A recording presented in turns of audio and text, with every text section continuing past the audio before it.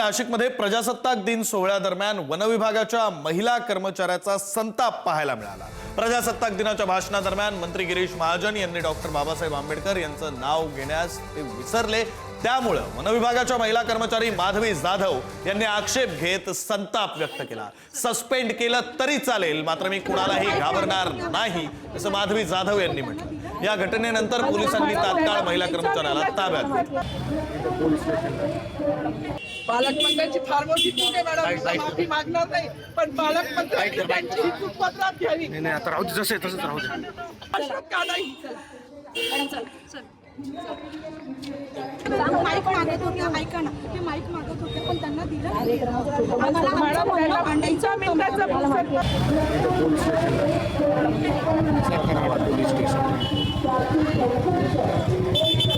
पालकमंत्र्यांची फार मोठी चूक आहे मॅडम, माफी मागणार नाही, पण पालकमंत्र्यांनी त्यांची ही चूक पदरात घ्यावी। नाही आता राहू दे, जसे तसंच राहू दे।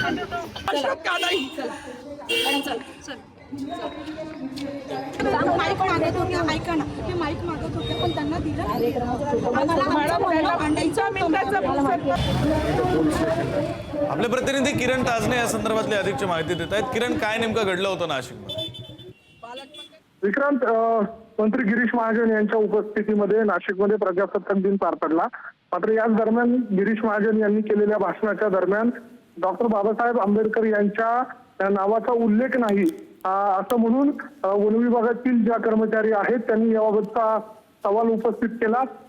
का डॉक्टर बाबासाहेब आंबेडकरांचं नाव घेतलं नाही अशा स्वरूपाचा सवाल उपस्थित करत त्यांनी गिरीश महाजन यांना जाब विचारण्याचा प्रयत्न केला।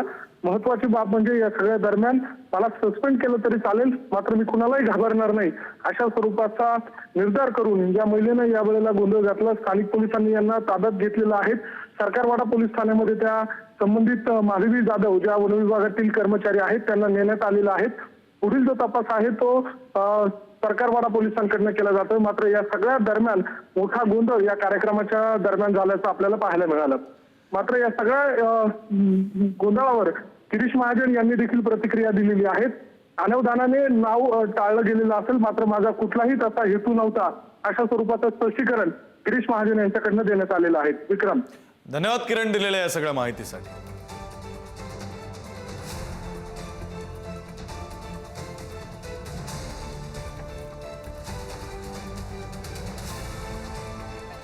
पालकमंत्र्यांनी त्यांची ही चूक पदरात घ्यावी। नाही आता राहू दे, जसे तसंच राहू दे। अशोक का नाही? डॉक्टर बाबासाहेब आंबेडकर यांचं नाव घेतलं नाही आणि त्यामुळे गिरीश महाजनांच्या विरोधात ही महिला कर्मचारी आक्रमक झालेल्या होत्या। तर दरम्यान डॉक्टर बाबासाहेब आंबेडकरांचं नाव अनावधानानं राहिल्याचं मंत्री गिरीश महाजनांनी म्हटलं। मुद्दाम नाव डावलण्याचा माझा हेतू नव्हता असं गिरीश महाजनांनी म्हटलं।